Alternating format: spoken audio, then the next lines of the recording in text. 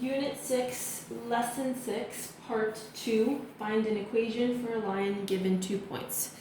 Okay, so we're continuing on with our examples when we are looking for an equation of a line when we are given 2 points. So just to remind you, there's only 2 parts that you need in order to find the equation. You need the slope and you need the y-intercept.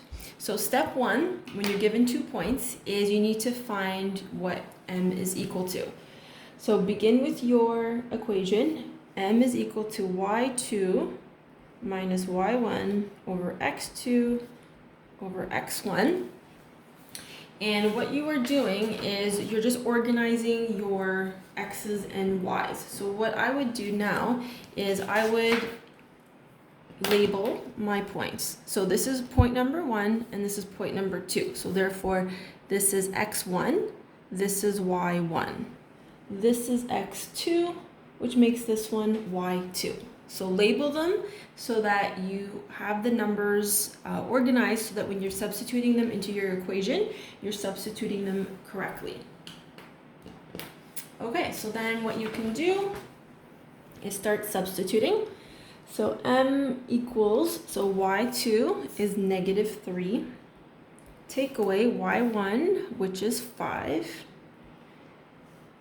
x2 is 3. Take away x1, which is 1. Okay, so just make sure that you're being careful with the signs. So we do have a negative number in there, so just make sure you don't forget to put the negative number in. And then you're simplifying. So negative 3 take away 5 is negative 8. 3 take away 2 is 2. And then if you have a fraction, you need to simplify it. So negative 8 divided by 2 is negative 4. So I've got my first piece of the puzzle. I need to find the second one. So when I'm finding b, I'm going to start with my equation. Y equals mx plus b.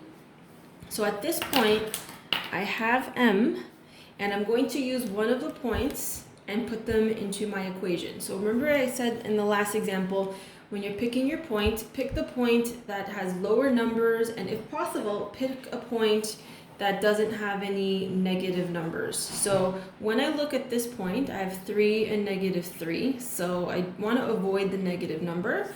This one, the numbers are low and both numbers are positive, so I'm going to choose this point and substitute it into my equation.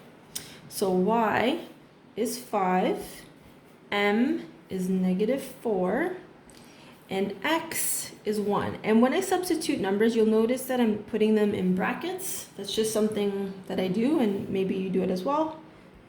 And negative 4 times 1 is negative 4 plus b. So I need b by itself, so I need to move this negative 4 over. When it moves over, it changes sign, so that becomes 5 plus 4 equals b, 9 equals b. So therefore, I've got my two numbers. I've got b is equal to 9, I've got m is equal to negative 4. So once I have the two pieces, I can just substitute them into my equation.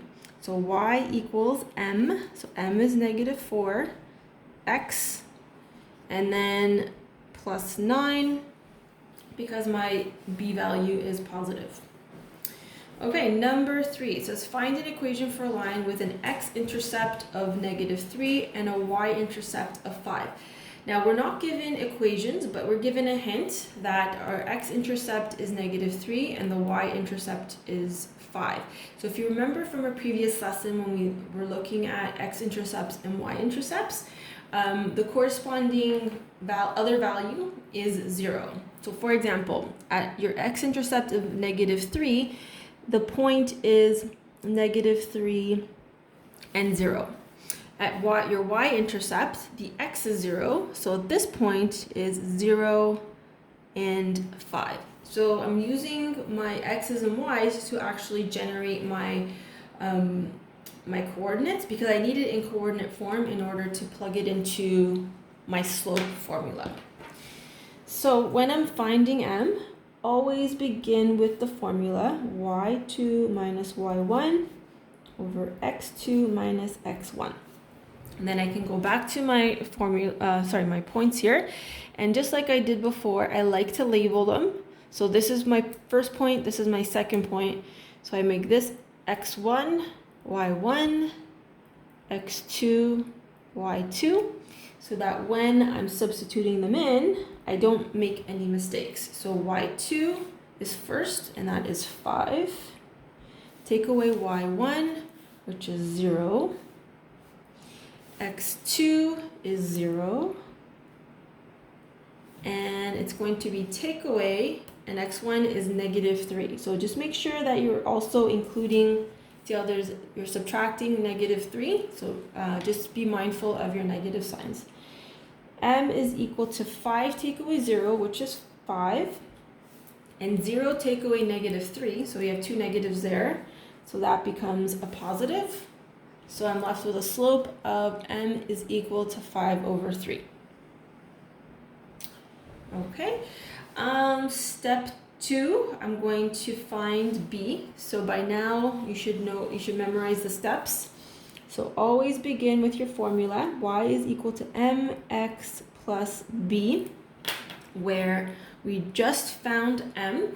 And then one of these points is going to become our x and y. So remember what I said about try to pick numbers that are easier to work with.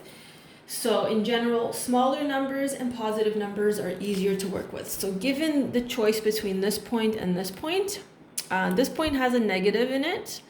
This one does not. So I'm going to use that point.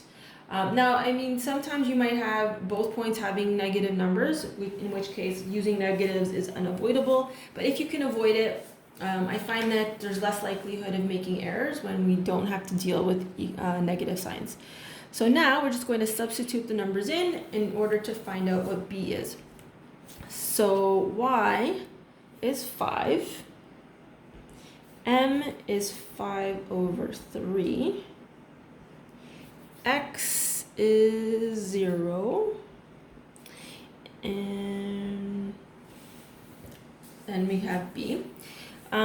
So 5 equals, right, so 5/3 times 0 is 0 plus b, 5 equals b. So we've got our b.